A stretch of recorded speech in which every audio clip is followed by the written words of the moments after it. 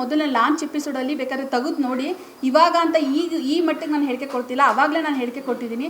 ನನಗೆ ಕಲಾವಿದೆ ಆಗಬೇಕು, ನಾನೊಬ್ಳು ಡ್ಯಾನ್ಸರ್ ಆಗಬೇಕು ಅಂತ ಕಿಚ್ಚು ಹುಟ್ಟಿದ್ದೆ ಕಲಾಸಿಪಳ್ಯ ಸಿನಿಮಾ ಸುಂಟ್ರಗಾಳಿ ಸಾಂಗು, ರಕ್ಷಿತಾ ಮೇಡಮ್ ಮತ್ತು ದರ್ಶನ್ ಸರ್ ಜೋಡಿ ನೋಡಿ.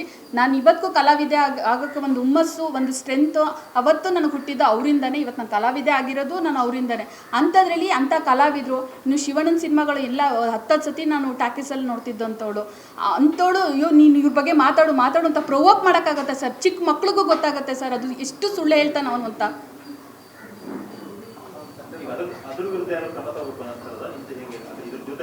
ಇಲ್ಲ ಸರ್, ನಾನು ಆ್ಯಕ್ಚುಲಿ ನಾನು ಹೇಳ್ತಿಲ್ವ 2ನೇ ಭಾಗ ಬಿಟ್ನಲ್ಲ ಸರ್ ಅವನೇನು ಅಂತ ತೋರ್ಸೋಕ್ಕೆ ಅಂತ ಅಂದ್ಬಿಟ್ಟು. ಅದಕ್ಕೂ ಮುಂಚೆ ಅದು ಅಪ್ಲೋಡ್ ಮಾಡೋಕ್ಕೂ ಮುಂಚೆ ನಾನು NR ರಮೇಶ್ ಸರ್ ಮನೆಗೆ ಹೋಗಿದ್ದೆ. ಅದು ನೋಡಿ ಸರ್, ಇದು ನೀವು ಫುಲ್ ಕೇಳಿಸ್ಕೊಳ್ಳಿ, ಅವಾಗ ಗೊತ್ತಾಗುತ್ತೆ ಅಂತ ಅಂದ್ಬಿಟ್ಟು ಹೋಗಿದ್ದೆ. ಬಟ್ ಅವ್ರು ಇರಲಿಲ್ಲ, ದೇವಸ್ಥಾನಕ್ಕೆ ಹೋಗಿದ್ರು. ಅದಾದಮೇಲೆ ಕಂಟಿನ್ಯೂಸ್ ಕಾಲ್ ಮಾಡ್ತಿದ್ದೆ. 3ನೇ ದಿನಕ್ಕೇನೋ ನನಗೆ ವಾಪಸ್ ಅವರೇ ಕಾಲ್ ಮಾಡಿದ್ರು. ಜಸ್ಟ್ ಸರ್ ನಾನು ಮಿಂಚು ಅಂದೆ ಅಷ್ಟೇ.